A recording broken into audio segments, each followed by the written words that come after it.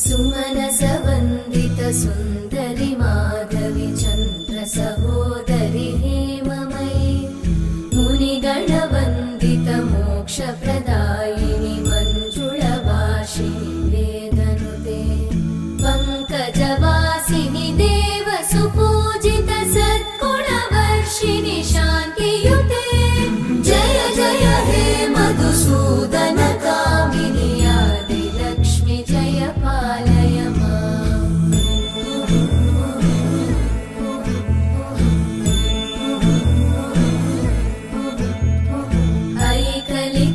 ऐकलिकल्मषनाशिनि का